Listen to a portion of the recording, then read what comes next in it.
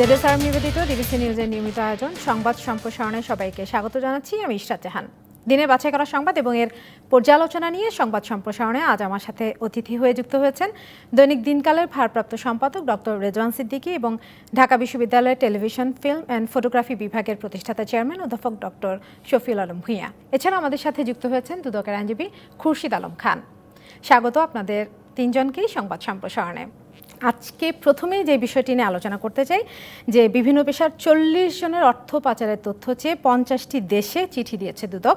খুরশিদ আলম খান, আপনাকে দিয়ে শুরু করতে চাই আমি। অর্থ চলে যাবার পর দুদক সেটাকে ফিরিয়ে আনার চেষ্টা করছে, কেন অর্থ যাবার ব্যাপারটা আমরা ঠেকাতে পারছি না? অর্থ পাচার হওয়ার ঠেকাতে পারছেন না, এই কারণে অর্থ পাচার হয়ে যাচ্ছে এবং কিছু মহল বা কিছু ব্যক্তি সহজেই তারা অর্থ পাচার করছে। কারণ মানি লন্ডারিং আমাদের এখানে যে আইনটা আছে সেটা প্রপারলি ইফেক্টিভ ওয়েতে কাজ করতে পারছে না, কারণ তার আইনের প্রসিডিউরটা অনেক বড়, অনেক লম্বা এবং এটা অনেক কিছু প্রসিডিউর মেনটেন করতে হয়। এবং আপনারা জানেন আমাদের দেশে সর্বপ্রথম মানি লন্ডারিং আইন হয় 2002 সনে। আপনার ইউএসএতে, ইউনাইটেড স্টেটস অফ আমেরিকাতে মানি লন্ডারিং আইন আসছে 1989-এ, আর ইন্ডিয়াতে, ভারতবর্ষ আমাদের পাশের দেশে, আমাদের মাত্র 3-4 বছর আগে আইনটা হয়েছে। এটা একটা নিউ জেনারেশন ফিনান্সিয়াল ক্রাইম। এটা শুধু বাংলাদেশে না, পৃথিবীর প্রত্যেক দেশেই একটা সমস্যা। এটা ভারতবর্ষেও সমস্যা, শ্রীলঙ্কাতেও সমস্যা। তার মানে এটা না যে এটা রোধ করা যাবে না, অবশ্যই রোধ করা যাবে। দেখুন 2002-এর আইনটা আসছে, কিন্তু আরেকটা আইন আছে। এই একটু আগে যেটা খবরে আপনি বললেন যে দুদক চিঠি পাঠিয়েছে, এই চিঠিটা পাঠায় under the mutual legal assistance act 2012 আগে এই ধরনের স্পেসিফিক কোনো ল ছিল না। তখন ছিল UNCAC, united nations against the corruption. তার আওতাভুক্ত সিগনেটারি হিসেবে দুর্নীতি দমন কমিশন, তখন অ্যাটর্নি জেনারেল অফিস ছিলেন সেন্ট্রাল অথরিটি, তার মাধ্যমে পররাষ্ট্র বিষয়ক মন্ত্রণালয়ের মাধ্যমে ওই দেশে পাঠাতো। এখন অ্যাটর্নি জেনারেল অফিস এটা সেন্ট্রাল অথরিটি নাই, এখন সেন্ট্রাল অথরিটি হলো মিনিস্ট্রি অফ হোম। এটা এক এক দেশে এক এক ধরনের সেন্ট্রাল অথরিটি। যেমন ভারতবর্ষে সিবিআই আছে, তারপরে এফবিআই আছে, তারপরে আপনি শ্রীলঙ্কাতে আছে তাদের স্টেট ব্যাংক অফ শ্রীলঙ্কা। মানে এক এক দেশে এক একটা সেন্ট্রাল অথরিটি থাকে। আমাদের দেশে সেন্ট্রাল অথরিটি দীর্ঘদিন অ্যাটর্নি জেনারেল অফিস ছিলেন এবং ওনারা খুব দক্ষভাবে ওনাদের কাজ সামাল দিয়েছেন। এখন আছেন আপনার মিনিস্ট্রি অফ হোম। দুদক যে 40টা দেশে পাঠিয়েছে, সেই 40 জনের 50টা দেশের অধিক এটা স্পেসিফিক ইনফরমেশনের ভিত্তিতে পাঠিয়েছে। এখন এই যে পাঠানোটা, এটা দুদক দীর্ঘ অনুসন্ধানের পরে MLAR, সচিব মহোদয় একটা শব্দ উচ্চারণ করেছে, এগুলো হলো মিউচুয়াল লিগাল অ্যাসিস্ট্যান্স রিপোর্ট। এর মাধ্যমে জানতে চেয়েছে আমাদের কাছে যে তথ্যটা আছে, আপনাদের ওখানে এই নামের বাংলাদেশির এত টাকা আছে। তখন তারা করে কি, এই MLAR-টা ওনাদের ফরেন অ্যাফেয়ার্সের মাধ্যমে কনসার্ন যে সেন্ট্রাল অথরিটি তার কাছে পাঠায়। এটা তাদের ইন্টেলিজেন্স এজেন্সি হতে পারে, সেন্ট্রাল ব্যাংক অথরিটি হতে পারে। তারা এটা পাওয়ার পরে তারা একটা রিপ্লাই দেয়। যেভাবে আমরা চিঠি দিয়েছি ঠিক ওই মাধ্যমে রিপ্লাইটা আসে। ধরেন ওদের ফরেন অ্যাফেয়ার্সের মাধ্যমে আমাদের ফরেন অ্যাফেয়ার্স, তারপরে মিনিস্ট্রি অফ হোম, তারপরে দুদক। এটা অ্যাডমিসিবল ইন এভিডেন্স। এটা আদালতে কোনো স্পেসিফিক সাক্ষ্য দিয়ে প্রমাণ করতে হয় না। আমি যদি ডকুমেন্টটা পেয়ে যাই, সেটাই আমার আদালতে প্রুফ করতে হবে এবং সেটার জন্য ওই ব্যাংক কর্মকর্তা বা ওই দেশের পররাষ্ট্র বিষয়ে কোনো দফতরের কাউকে এক্সামিন করার প্রয়োজন নাই। কিন্তু এটা আসাতে একটু সময় সাপেক্ষ ব্যাপার। এর আগেও প্রচুর MLAR এসেছে। আপনি একজনের কথা বললেন, যেহেতু রাজনৈতিক অনেক পরিচয় থাকে, আমি নাম মেনশন করতে চাচ্ছি না। আপনার একটা তথ্য ছিল মাত্র একজনের টাকা আসছে, কিন্তু হ্যাঁ এই তথ্যটা আপনার ঠিক, কিন্তু বেশ কয়েকজনের টাকা ইনজাংশন দিয়ে স্থগিতাদেশ করা হয়েছে। যেমন গ্রেট ব্রিটেন, লন্ডনে প্রায় বাংলাদেশি টাকায় 9 কোটি টাকার ওই দেশের আদালতের ইনজাংশন আছে, পরবর্তীতে আমাদের দেশের আদালতের ইনজাংশন আছে। তারপরে আপনার হংকংয়ে একজন শক্তিশালী ব্যবসায়ীর তার ছেলের 16 লক্ষ শেয়ার, তারপরে তার হিউজ অ্যামাউন্ট অফ হংকং আপনার ডলার, সেটা আমাদের দেশের আদালতের আদেশে জব্দ আছে। এবং সেটা মানি লন্ডারিং আইন 2012, সেখানে আদালতকে ক্ষমতা দেওয়া হয়েছে, বাংলাদেশের আদালতকে। আমার দেশের আদালতে যদি আমি কোনো স্পেসিফিক ডকুমেন্ট দেখাতে পারি যে হংকংয়ের স্ট্যান্ডার্ড চার্টার্ড ব্যাংকে আমার দেশের ব্যবসায়ীর টাকা জব্দ আছে, সেটা আমি জব্দ করতে চাই, তখন সেখানকার একটা রিপোর্ট লাগে। সেই রিপোর্ট দেখিয়ে আমরা আর এই গত কদিন আগে দিদেন attorney general mister Mahbubey Alam, উনি ছিলেন সেন্ট্রাল অথরিটি হিসেবে, আর আমি ছিলাম দুর্নীতি দমন কমিশনের পক্ষে। আমরা আর্গুমেন্ট করে ঢাকার মেট্রোপলিটন সিনিয়র স্পেশাল জাজ থেকে ওই একটা আদেশ পেয়েছি জব্দের, এবং সেটা আমরা standard chartered bank of Hong Kong through central authority ওখানে পাঠিয়ে দিয়েছে, এবং সেটা অলরেডি এক্সিকিউট হয়ে গেছে। এই আমরা নিশ্চয়ই আরো শুনবো আপনার কাছ থেকে। আমি ডক্টর রেজওয়ান সিদ্দিকী আপনার কাছ থেকে জানতে চাই এই ব্যাপারে, আপনার পর্যবেক্ষণটা জানতে চাই। আর সেই সঙ্গে আমাদের প্রতিবেদনে একটা লাইন ছিল যে এই অর্থ দিয়ে যে টাকাটা চলে গেছে, সেই অর্থ দিয়ে যেই টাকাটার ব্যাপারে দুদক তথ্য চেয়েছে, সেই অর্থ দিয়ে 4টা পদ্মা সেতু করা যেত। এটা হচ্ছে ওভারঅল দুর্নীতির বিষয়। এই মানি লন্ডারিং যেটা হয়, টাকা পাচার হয়ে যায়, সেটা খুব সহজে কোনো দেশই যে ফিরিয়ে আনতে পারে, ফিরিয়ে নিতে পারে, এটা কিন্তু নয়। সুতরাং এটা যদি দুদক নাই পারে, তাহলেও তাদেরকে খুব একটা দোষ দেওয়া যাবে। ওইসব দেশের নির্দিষ্ট কতগুলো নিয়ম কানুন আছে। যেমন ধরেন আমি টাকা রেখেছি ওই কোনো একটা বিদেশির একটা জায়গায়, পাচার করেছি, তাহলে আমার ব্যক্তিগত গোপনীয়তার বিষয়টাও কিন্তু তারা গুরুত্ব দেয়। ফলে বাংলাদেশ সরকার আমার সম্পর্কে জানতে চাইলেই যে তারা দিবে তা কিন্তু নয়। সুতরাং তাদের নিয়ম কানুন মেনে, তারা যেটা বললেন তাদের নিয়ম কানুন মেনে তাদের অথরিটির মাধ্যমে তারা অ্যাপে পাঠায়। সুতরাং এই যে আমরা 50 জন ব্যক্তি 50টি দেশে চিঠি দিয়েছি, আর তারা হুড় করে আমাদের লোকদের টাকার খবর সব দিয়ে দিল, স্বীকার করলো, ইটস নট সো ইজি। সুতরাং টাকা একবার পাচার হয়ে গেলে সেটা ফিরিয়ে আনা খুব কঠিন। যেমন ধরেন প্রফুল হালদার, পিকে হালদার, তো উনি 3,500 কোটি টাকা পাচার করেছেন, এবং দুদক সেটা বলেছে যে সে ভারতে, সিঙ্গাপুরে, কানাডায় এসব জায়গায় পাচার করেছে। ভেরি ডিফিকাল্ট এই টাকা কিন্তু ফিরিয়ে আনা। আমরা জানি সব, কিন্তু জানলেও এই টাকা ফিরিয়ে আনা যায়। সেই জন্য এটার কূটনৈতিক উদ্যোগ দরকার, একই সঙ্গে আইনগত উদ্যোগ দরকার, একই সঙ্গে ওইসব দেশে আমাদের যে রিপ্রেজেন্টেটিভ রয়েছেন, অর্থাৎ রাষ্ট্রদূত বা হাই কমিশনার বা অন্য যারা রয়েছে, তাদেরও অ্যাক্টিভ কোঅপারেশন দরকার, যে তারা লেগে থেকে এই কাজটা করতে পারে। সহজ নয় বলে। অধ্যাপক ডক্টর শফিউল আলম ভূঁইয়া, আমি আপনার কাছ থেকে এবার জানতে চাই এই বিষয়ে আপনার পর্যবেক্ষণ, আর সেই সঙ্গে এই অর্থটা ফিরিয়ে আনা সম্ভব কিনা আপনার কি মনে হচ্ছে? এটা তো একটা, আমি মনে করি যে অত্যন্ত একটা উল্লেখযোগ্য ঘটনা যে দুদক 40 জন নাগরিকের অর্থ পাচারের বিরুদ্ধে বিদেশের চিঠি পাঠিয়েছে তথ্যের জন্য। এটা আমি মনে করি যে বাংলাদেশের দুর্নীতি দমনের ক্ষেত্রে একটা গুরুত্বপূর্ণ পদক্ষেপ। পরের ধাপটা হচ্ছে যে তাদের সম্পর্কে তথ্য দুদক পাবে কি পাবে না, এটা নির্ভর করবে। আমি তো জানি না 40 জন কারা। 40 জনের মধ্যে কারো যদি দ্বৈত নাগরিকত্ব থেকে থাকে, যে কোন নাগরিক ধরেন কানাডা আমেরিকায় চিঠি পাঠানো হয়েছে, বাংলাদেশে কানাডা আমেরিকার অনেক। খুরশিদ আলম, আমি আপনার কাছে জানতে চাই যে যেটা ডক্টর রেজওয়ান সিদ্দিকী বলছিলেন যে 9 কোটি টাকা যে আপনি বলছিলেন ইনজেকশন হয়েছে বিট্রেনে, সেই টাকা খুরশিদ আলম, আপনি শুনতে পাচ্ছেন আমাকে? কোর্টের আদালতের ইনজাংশন আছে। হ্যাঁ, সেই টাকা কি আপনার মনে হয় যে বাংলাদেশে ফেরত আনতে পারবেন? হ্যাঁ, অবশ্যই, হোয়াই নট। সেটা মামলা চলছে তো। আমি যদি এখানে আসলে ডক্টর রিজওয়ান সিদ্দিকী যেটা বলেছেন, that is correct, absolutely it's a legal procedure. এবং একবার যদি আমার পকেট থেকে টাকা চলে যায়, সে টাকা বাইর করা খুব কঠিন। এটা বাস্তবতা, দ্যাট ইজ ফ্যাক্ট। এটা একদম আমি যতভাবেই বলি, যত সাফাই গায়ে, যুক্তি গায়ে, পকেট থেকে টাকা চলে গেলে টাকা আনা খুব কঠিন ব্যাপার। আমার গাড়ি হাইজ্যাক হয়ে গেছে 2009 সালে। আমি ডিবি, এসবি অনেক জায়গায় দৌড়ছি, এখন পর্যন্ত ট্রেস আউট করতে পারিনি। ফাইনাল রিপোর্ট হলো না কি হলো আমি নিজেই জানি না। That's true.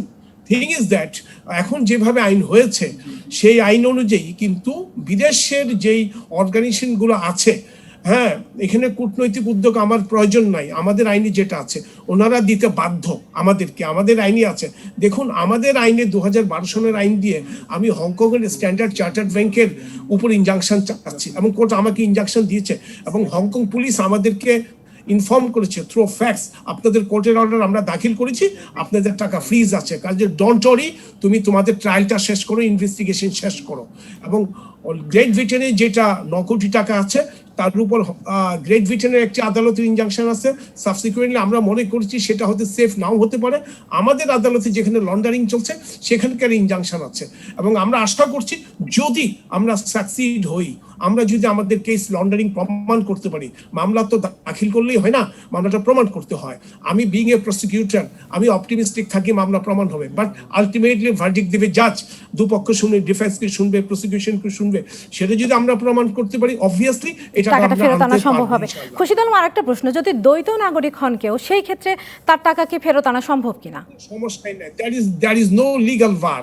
উনি দ্বৈত নাগরিক হোক, ওনার 6 দেশের নাগরিক, that is totally immaterial. Mutual legal assistance act 2012 প্রত্যেক আমাদের দেশকে একটা সভরেন ক্ষমতা দিয়েছে। আপনি দেখুন না, আমাদের দেশের মেট্রোপলিটন সিনিয়র স্পেশাল জাজ আদালতে হংকং এর টাকা জব্দ। আপনি বুঝতে পারছেন আমরা কোথায় আছি, আমরা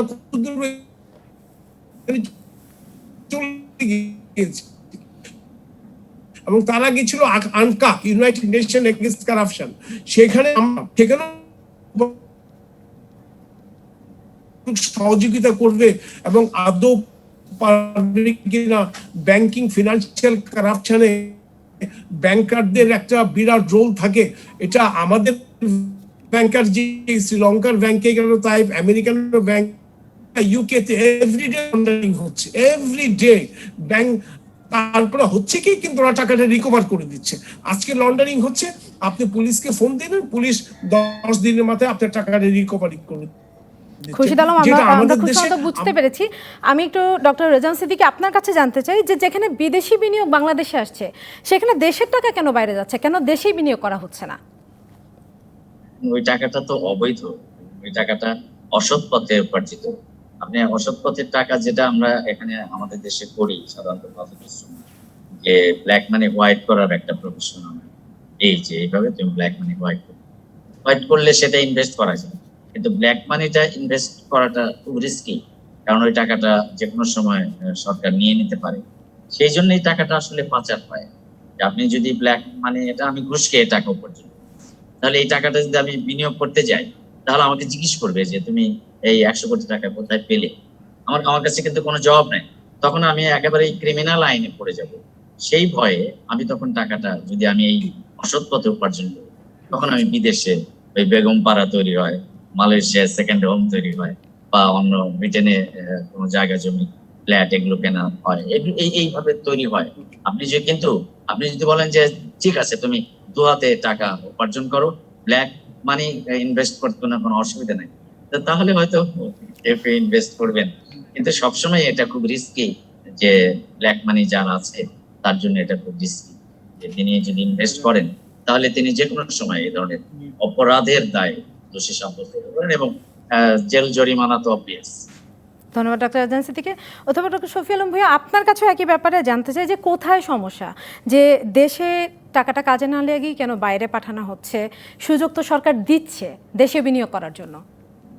যেমন ধরেন যে কথাটা বলা হলো, যে অর্থটা যদি বৈধ উপায়ে উপার্জিত না হয় তাহলে সেই অর্থটা বাইরে যায়। আবার কেউ কেউ হয়তো ধরেন বৈধ পন্থায় কিছু টাকা বাইরে নিয়ে যাচ্ছে ব্যবসায়িক স্বার্থে, সাথে অবৈধভাবেও কিছু নিয়ে যাচ্ছে।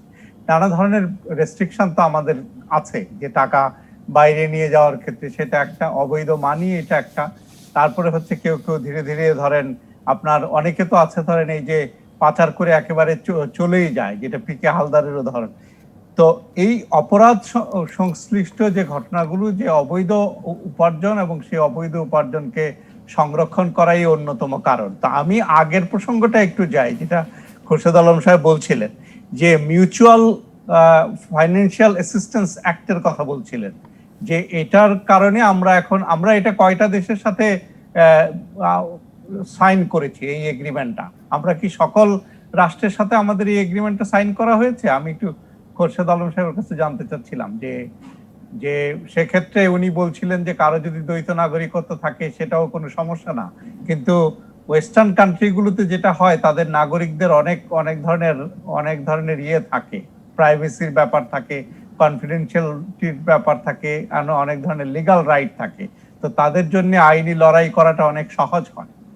তো সেই কারণে যদি প্রত্যেক দেশের সাথে এগ্রিমেন্টটা থাকে, এবং সেক্ষেত্রে যদি, তবে সবচেয়ে গুরুত্বপূর্ণ বিষয় যেটা, এটা যে লন্ডারিং করে নেওয়া হয়েছে, এটা যে একটা অপরাধ, সেইটা প্রমাণ করাটা অত্যন্ত গুরুত্বপূর্ণ। তো সেটা যদি আমরা প্রমাণ করতে সক্ষম হই, তাহলে হয়তো এক্ষেত্রে আমরা সফল হতে পারবো, অন্যথায় আমরা হয়তো সফল হতে পারবো না। ধন্যবাদ আরেকটি ডক্টর বিষয় শফিউল হচ্ছে আলম যে ভূঁইয়া। আমাদের একটা বিরতির সময় হয়ে গেছে।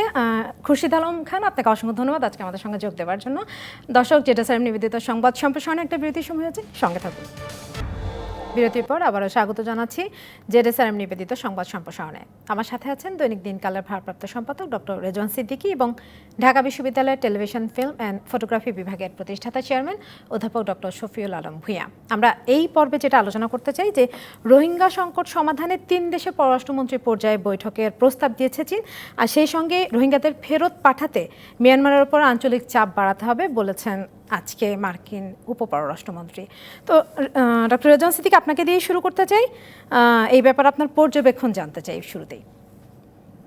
রোহিঙ্গা সমস্যাটা কিছুতেই আঞ্চলিক সমস্যা নয়, এটি এক আন্তর্জাতিক সমস্যা।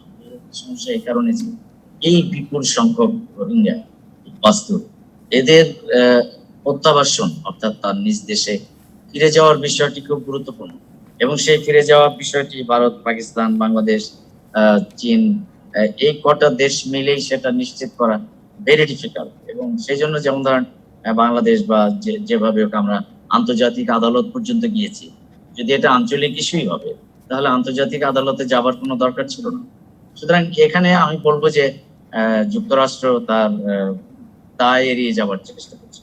তো সুতরাং আমি এটাকে খুব গুরুত্বপূর্ণ মনে করি না, এবং এটাকে নিয়ে আমাদের দিক থেকে খুব বাহবা দেওয়ার যে চিন্তা, সেটা যেন আমরা না করি। কারণ আমরা এটাকে আন্তর্জাতিক ইস্যু হলেই কেবল এর উপর চাপ সৃষ্টি করা যাবে। আপনি ধরেন রাশিয়া তো আর আন্তর্জাতিক না, মানে এই আঞ্চলিক না। তো রাশিয়া কেন রোহিঙ্গাদের পক্ষে বা মিয়ানমারের পক্ষে অবস্থান নেয়? সুতরাং যখন এই অবস্থান নেয় তখনই আপনাকে আমাকে বুঝতে হবে যে এটা কোনো আঞ্চলিক ইস্যু নয়, এটা আন্তর্জাতিক ইস্যু। সুতরাং এটা মার্কিন যুক্তরাষ্ট্রের এড়িয়ে যাবার একটা কৌশল, অর্থাৎ তারা কোনো দায় নিতে চাচ্ছে না, ভাই তোমাদের সমস্যা তোমরা মিটিয়ে নাও, এরকম একটা ভাব। তো আমরা তো সেটা মেটাতে পারিনি। আমরা চীনকে বলেছি, ভারতকে বলেছি, আর মিয়ানমারের সঙ্গে কথা বলার চেষ্টা করেছি, তারা আমাদের কথা দিয়েছে, কথা রাখেনি। কিছুতেই এটা আঞ্চলিক আর থাকেনি। সেই কারণে এই বিষয়টা, এটা একটা কূটনৈতিক ভাষ্য যুক্তরাষ্ট্র সরকারের। এটা কোনো, এতে আমাদের কিছু 19-20 কিছু হবে না। আমাদেরকে এটা আন্তর্জাতিকীকরণই করতে হবে এবং আন্তর্জাতিক ফোরামে এর ফয়সালা করতে হবে, এটা লোকালি এর ফয়সালা। এখানে ধরেন ভারত বা চায়না, তাদের নিজস্ব ইন্টারেস্ট থেকে তারা এক এক সময় এক এক কথা বলে, আমাদেরকে বুঝ দেয় যে এটা আমরা আছি, আমরা এটাই সমাধান হওয়া উচিত, এটা হওয়া উচিত, করবে কে? সেই বিষয়টা আমরা আসলে কখনো এদের কাছ থেকে পাই না। সেই জন্য এটাকে আন্তর্জাতিকভাবে এই সমস্যার সমাধান, দায়টা কেউ নিতে চাইছে না। অথবা ডক্টর শফিউল আলম ভূঁইয়া, আপনার কাছে একই ব্যাপারে জানতে চাই। আমার কাছে কিন্তু একটা জিনিস, আমি তাদের যে আন্ডার সেক্রেটারি যিনি আসলেন, তার বক্তব্যের যতটুকু আমি শুনেছি, সেই বক্তব্য কিন্তু শুধু আঞ্চলিক সমস্যা এটা হিসাবে এটাকে সংজ্ঞায়িত করার চেষ্টা করা হয়নি। আমি দেখলাম বরং আমাদের গণমাধ্যমে এটাকে আঞ্চলিক সমস্যা হিসেবে সংজ্ঞায়িত করার চেষ্টা করা হয়েছে। কারণ তার স্টেটমেন্টে যে শব্দটা ছিল রিজিওনাল অ্যান্ড গ্লোবাল ইস্যু, এবং রিজিওনাল অ্যান্ড গ্লোবাল এফোর্টটা নিতে হবে। তো রিজিওনাল এবং গ্লোবাল যখন বলা হচ্ছে, তার মানে কি গ্লোবাল তো হচ্ছে যে বৈশ্বিক সমস্যা হিসেবে এটাকে দেখার চেষ্টা করা হচ্ছে, বরঞ্চ চীনের দিক থেকে এটাকে আঞ্চলিক সমস্যা হিসেবে দেখার চেষ্টা করা হয়েছে। কারণ চীন অনেকদিন ধরে দুতিয়ালি করার চেষ্টা করছে। আপনি জানেন যে ইউএন সিকিউরিটি কাউন্সিলে যতবারই মিয়ানমার ইস্যু এসেছে, চীন সেখানে ভেটো দিয়েছে, চীন সেটাকে আটকে দিয়েছে মিয়ানমারের পক্ষে। কিন্তু এখন আবার চীন বলছে বৈঠকের কথা, বৈঠকের একটা প্রস্তাব দিয়েছে। হ্যাঁ, সেটা কিন্তু আপনার ত্রিপক্ষীয় বৈঠক, সেটা হলো বাংলাদেশ, মিয়ানমার এবং চীনের বৈঠক। তো বাংলাদেশ প্রথম থেকেই কিন্তু এই সমস্যাটার প্রথমে চেষ্টা করেছে বাইল্যাটারালি, দ্বিপাক্ষিক ভাবে এটা সমাধান করা যায় কিনা, তারপরে চেষ্টা করেছে আঞ্চলিক ভাবে এটা সমাধান করা যায় কিনা, তারপরে চেষ্টা করেছে যে আন্তর্জাতিক ভাবে সমাধান করা যায় কিনা। কারণ ইউএন সিকিউরিটি কাউন্সিল থেকে শুরু করে যে আন্তর্জাতিক বিচার আদালতে যে বিভিন্ন ইস্যুগুলো গিয়েছে মিয়ানমারের, সেগুলোর ক্ষেত্রে বাংলাদেশের একটা ভূমিকা আছে। তো এখন এই পরিস্থিতিতে যখন দেখেন এখানে কিন্তু নানামুখী একটা টানা হেঁচড়া চলছে। যেমন ধরেন ভারত ও মিয়ানমারের সাথে তার একটা ভালো সম্পর্ক, বাংলাদেশের সাথেও ভালো সম্পর্ক, সে কোনো পক্ষকেই না খেপিয়ে সে চায় এটা একটা সমাধান। চীনের সাথেও আমাদের ভালো সম্পর্ক, আবার মিয়ানমারের সাথেও চীনের খুবই ভালো সম্পর্ক। সেই কারণে চীনও চায় না যে মিয়ানমারকে খেপিয়ে এই জায়গাটার সমাধান করা। তো সেক্ষেত্রে এখন মার্কিন যুক্তরাষ্ট্র কিন্তু এই ব্যাপারে আগের চাইতে মনোযোগ বাড়িয়েছে। তো রাশিয়ানরা অনেকদিন ধরেই আপনার মিয়ানমারের পক্ষে আছে। কারণটা কি? কারণটা হলো যে এখানে আপনার যে ভূ রাজনৈতিক যে খেলাটা চলছে, যে আপনার আমেরিকার পক্ষ থেকে ইন্দো প্যাসিফিক স্ট্র্যাটেজি, যে আপনার এই এশিয়া অঞ্চলকে ঘিরে তারা নানাভাবে ভাবছে, নানাভাবে তাদের প্রভাব বিস্তার করার চেষ্টা করছে, সেইটার বিরোধিতা করছে চীন এবং রাশিয়া। তো ধরেন মার্কিন যুক্তরাষ্ট্র যেই ধরনের পদক্ষেপ নেবে, চীন এবং রাশিয়া কিন্তু তার বিপরীতমুখী পদক্ষেপ নেবে। তো এরকম একটা আন্তর্জাতিক আপনার পাওয়ার গেমের মধ্যে ইস্যুটা পড়ে গিয়েছে। তো সেই দিক থেকে আমাদের সরকার এই মুহূর্তে যে নীতিটা বজায় রেখে চলেছে, যে সকলের সাথে বন্ধুত্ব, বাংলাদেশের পররাষ্ট্রনীতির যে মৌলিক বৈশিষ্ট্য, সেইটা বজায় রেখে আন্তর্জাতিকভাবে এই সমস্যাটা সমাধান করতে হবে। এবং বাংলাদেশও চায় এই সমস্যাটা সমাধান হোক। বাংলাদেশের জন্য যে সমস্যা, বাংলাদেশ কিন্তু মিয়ানমারের সাথে কোনো যুদ্ধে জড়াতে চায় না। বাংলাদেশ, মিয়ানমার যেহেতু তার নিকটতম প্রতিবেশী, আমাদের দুজন প্রতিবেশী, ভারত এবং মিয়ানমার। তো মিয়ানমারের সাথে যদি আমরা যুদ্ধে জড়াই, তাহলে বাংলাদেশের যে উন্নয়ন কর্মকাণ্ড চলছে সেটা ব্যাহত হবে এবং এটা আরো ভয়ঙ্কর আকার ধারণ করবে। কারণ যুদ্ধ কখনোই ভালো জিনিস বা শান্তি বয়ে আনে না। তো এইটা একটা দিক। সেই কারণে বাংলাদেশও কিন্তু চেষ্টা করছে যে মিয়ানমার যাতে তার নাগরিকদেরকে ফিরিয়ে নেওয়ার ব্যবস্থা করে, সেটা আন্তর্জাতিক ফোরামে হোক, বাইলেটারালি হোক, আপনার আঞ্চলিক ফোরামে হোক, যে কোনো ভাবে এটা সমাধান করতে চাচ্ছে। কিন্তু একটা ইন্টারেস্টিং বিষয় দেখেন, আমাদের এলাইরাও কিন্তু তাদেরকে রোহিঙ্গা বলছে না। যে আমরা ধরেন ভারতও রোহিঙ্গা বলছে না, চীনও তাদেরকে রোহিঙ্গা বলছে না। তো এই যে আমরা রোহিঙ্গা বলছি, আন্তর্জাতিক আদালত রোহিঙ্গা বলেছে, কিন্তু আমার আঞ্চলিক শক্তিগুলো কিন্তু যারা এসেছে তাদেরকে রোহিঙ্গা হিসেবে স্বীকৃতি। তার মানে আঞ্চলিক শক্তিগুলোর আগ্রহের ঘাটতি আছে এই সমস্যা সমাধানে, এটা কি বলতে চান? আপনার যেহেতু মিয়ানমারের আপত্তি আছে, সবাই মিয়ানমারের সাথে একটা ভালো সম্পর্ক বজায় রাখতে চায়, কারণ মিয়ানমারে অনেক রিসোর্স আছে, অনেক আনট্যাপড রিসোর্স আছে, সেটার প্রতি আপনার আন্তর্জাতিক শক্তিগুলোর একটা দৃষ্টি আছে। তো সেইটাকে আমরা নিশ্চয়ই আরো আলোচনা করবো, আমাদের একটা বিরতির সময় হয়ে গেছে। দর্শক, সংবাদ সম্প্রসারণে আরেকটা বিরতি নিচ্ছি, সঙ্গে থাকুন। বিরতির পর আবারও স্বাগত জানাচ্ছি জেডএসআরএম নিবেদিত সংবাদ সম্প্রসারণে। আমার সাথে আছেন দৈনিক দিনকালের ভারপ্রাপ্ত সম্পাদক ডক্টর রেজওয়ান সিদ্দিকী এবং ঢাকা বিশ্ববিদ্যালয় টেলিভিশন, ফিল্ম অ্যান্ড ফটোগ্রাফি বিভাগের প্রতিষ্ঠাতা চেয়ারম্যান অধ্যাপক ডক্টর শফিউল আলম ভূঁইয়া। আপনাদের আবারও স্বাগত জানাচ্ছি। আমরা এই পর্বে আলোচনা করতে চাই পুলিশ হেফাজতে যে যুবক রায়হান মারা গেছেন, সেই ঘটনায় অভিযুক্ত সিলেট মেট্রোপলিটন পুলিশের এসআই আকবর হোসেন ভূঁইয়ার উত্থানের ব্যাপারে। ডক্টর রেজওয়ান সিদ্দিকী, এই ব্যাপারে আপনার পর্যবেক্ষণ জানতে চাই আমি। যেটা হয় সাধারণত এই ধরনের যাদের উত্থান হয় তারা দুর্নীতির মাধ্যমেই হয়। আমি বলছি না যে পুলিশের ভেতরে কোনো সৎলোক নাই, যারা এই ধরনের টার্গেট করে আসে তারা দেখেন এই এসআই, সে মানুষকে ধরে এনে জিম্মি করে অবিরাম টাকা পয়সা আদায় করেছে, সুতরাং সেভাবেই তার উত্থান হয়েছে। এখন কথা হলো যে এগুলোর কিন্তু কোনো জবাবদিহিতা নাই। জবাবদিহিতা না থাকতে থাকতে থাকতে থাকতে এগুলো একেবারেই লাগাম ছাড়া হয়ে গেছে।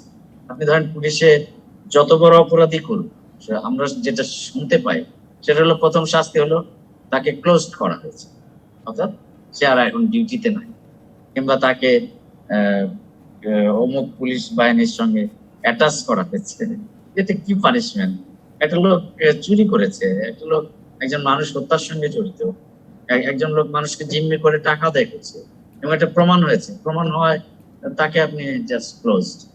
তো এই যে শাস্তি, তার ফলে হয়েছে কি, সে জানে যে সে এখানে দুর্নীতি করেছে, এখান থেকে বড়জোর তাকে কিছুদিন বসিয়ে রাখবে, তারপর না হয় ঢাকা থেকে তাকে রাজশাহী দেবে। সুতরাং তার যা আসে না কিছু, সেখানে গিয়ে সে আবার পূর্ণোদ্যমে এই ধরনের অপকর্ম শুরু। সেই জন্য সব জায়গায় একটা জবাবদিহিতাটা খুব ইম্পর্টেন্ট। সেটা আপনি পুলিশই বলেন বা অন্য যে কোনো সেক্টরে বলেন, জবাবদিহিতা যদি থাকতো তাহলে সমাজ এখন যেখানে যে ভঙ্গুর অবস্থায় চলে গেছে, কোথায় আপনি কোনো কিছুতে ডিসিপ্লিন নেই। আলুর কেজি বললো 30 টাকা হবে, কে মেনেছে? চালের কেজি 52 টাকা হবে, কে মেনেছে? কেউ মানেনি, এবং না মানলে কোনো ব্যবস্থা নেই আর কায়দা নেই। সুতরাং সব জায়গায় একটা জবাবদিহিতা এখন আমাদের সরকারের জন্য, মানুষের জন্য। ডক্টর শফিউল আলম ভূঁইয়া, আপনার কাছেও আমার একই প্রশ্ন, সেই সঙ্গে একটুখানি জুড়ে দিতে চাই, পুলিশ বাহিনীর মধ্যে এই অপরাধ যাতে না বাড়ে সেজন্য কি করা যেতে পারে? না, যেমন ধরেন এই যে না ঘটে সেটা বোঝার জন্য কেন ঘটলো সেটা আলোচনা করা জরুরি। যেমন ধরেন এই ধরনের পুলিশ কর্মকর্তা তো পুলিশ বাহিনীতে আরো অনেক কি খুঁজলে পাওয়া যাবে। তো আমাদের দুঃখটা হলো যে আমাদের গণমাধ্যমেরও কিন্তু এখানে একটা দায় আছে। এই যে আজকে সে ধরা পড়ার পরে বা সে একটা বড় অপরাধ করার পরে এটা যখন জনসম্মুখে আসলো, তখন আমরা রাতারাতি একেবারে পত্র পত্রিকায় তার এই সম্পদ, তার এই উত্থান, এত কিছু দেখতে পাই। তার আগে কিন্তু এগুলো আমরা জানতে পারি না। যেমন আগে যদি এগুলো আমরা জানতে পারতাম, যে গণমাধ্যমের যে ওয়াচডগ রোল সেটা যদি থাকতো, তাহলে কিন্তু এটা প্রতিরোধ করা অনেক সহজ হতো। আর দ্বিতীয়ত হচ্ছে, পুলিশ বাহিনীর মধ্যে যেমন অনেক সৎ কর্মকর্তা আছেন, এরকম অনেক অসৎ কর্মকর্তা আছেন। তো এই যে আজকে যে এসআই আকবরের কথা বলা হচ্ছে, সে এই অপরাধ কিভাবে করতে সক্ষম হলো? অপরাধ সে করতে সক্ষম হয়েছে নিশ্চয়ই ওই থানার ওসি সেটা পারমিট করেছেন দিনের পর দিন। এখন হয়তো আকবরকে আমরা ক্লোজ করলাম, আমরা কি ওসি সাহেবের জবাবদিহিতা নিব? এবং ওসি সাহেব যে এই বিষয়টি তদারকি করতে ব্যর্থ হলেন, তারপরে ধরেন ওসি সাহেব যে ব্যর্থ হলেন, ওসি সাহেবের জবাবদিহিতা নিশ্চিত করার জন্য আমরা কি তার সুপিরিয়র অথরিটির কাছে জানতে চাইবো? তো এই যে জবাবদিহিতা না থাকা, এবং আমাদের দেশের পুলিশ যেটা করে সেটা হচ্ছে যে অপরাধ দমনের জন্য বা অপরাধী সন্দেহে কাউকে ধরে তার কাছ থেকে স্বীকারোক্তি আদায় করার জন্য কখনো কখনো আপনার এই যে বল প্রয়োগ করে। তো সেই বল প্রয়োগের ঘটনাটা যদি বেশি হয়ে যায়, তাহলে এরকম দুর্ঘটনা ঘটে এবং বিষয়গুলো আমাদের চোখের সামনে ভেসে ওঠে। এছাড়া কিন্তু এরকম ঘটনা ঘটে। আমরা কিছুদিন আগেই কিন্তু ওসি প্রদীপের বিষয়টা জানি, সে এই মুহূর্তে বিচারাধীন আছে। সেই অবস্থায় থাকাকালীন সময় কিন্তু এটি এসেছে। এখন এগুলো যদি বন্ধ করতে হয়, তাহলে এই যে ধরেন ওসি যারা আছেন তাদেরকে তাদের অফিসাররা কি করছে সেটা মনিটর করতে হবে। ওসি সাহেবদেরকে তাদের ঊর্ধ্বতন কর্মকর্তাদের মনিটর করতে হবে। তবে পুলিশ প্রশাসন কিন্তু আগের চাইতে অনেক বেশি ডায়নামিক হয়েছে, অনেক বেশি গতিশীল হয়েছে। পুলিশের যে স্লোগানটা আমরা শুনতে পাই যে জনবান্ধব পুলিশ তারা করতে চাচ্ছে, কিন্তু তাদের ভিতরে এরকম যে অপরাধ প্রবৃত্তি সম্পন্ন যে লোকগুলো লুকিয়ে আছে বিভিন্ন জায়গায়, আমি একেবারে হলফ করে বলতে পারি, আপনি অনেক থানায় খোঁজ নিলে এরকম কর্মকর্তা দেখতে পাবেন। অনেক পুলিশ কর্মকর্তারই আপনি অজস্র সম্পদ দেখতে পারবেন। আপনি সকল পুলিশ কর্মকর্তার সম্পদের হিসেবটা নেন, যে কার কি সম্পদ এবং সেই সম্পদের উৎস কি, সেই উৎসের সন্ধান করেন। কারণ একজন পুলিশ কর্মকর্তা তো সরকারি কর্মকর্তা, তার স্যালারি কত সেটা আমরা জানি। তো সেই স্যালারি এবং তার যে সম্পদ, সেই সম্পদ এবং স্যালারির একটা তুলনামূলক আলোচনা যদি আপনি করেন, এটা গণমাধ্যমও করতে পারে, এটা পুলিশ বাহিনীর যারা প্রধান আছেন তারাও করতে পারেন, যে পুলিশের বিভিন্ন সদস্যের সম্পদের হিসেব করাটা দুদকও কিন্তু করতে পারে। করলেই কিন্তু এই বিষয়গুলো আমাদের কাছে পরিষ্কার হবে যে বেশ অনেক পুলিশ কর্মকর্তাই দুর্নীতির আশ্রয় নেন, বল প্রয়োগ করেন এবং ঘুষ আদান প্রদান করেন। তো এই বিষয়গুলোকে বন্ধ করতে গেলে পুলিশের যে রিফর্ম অনেকদিন ধরে করার কথা শুনছি, সেই পুলিশের রিফর্মটা করা দরকার। আর একটা ওপেন জিনিস আছে, কোন কোন থানায় রিফর্ম এবং জবাবদিহিতা, আপনি জবাবদিহিতার কথা বলছিলেন, সেটা নিশ্চয়ই খুব জরুরি। অসংখ্য ধন্যবাদ আজকে আমার সঙ্গে যোগ দেওয়ার জন্য। দর্শক, এই ছিল জেডএসআরএম নিবেদিত সংবাদ সম্প্রসারণে। ডিবিসির সঙ্গে থাকুন।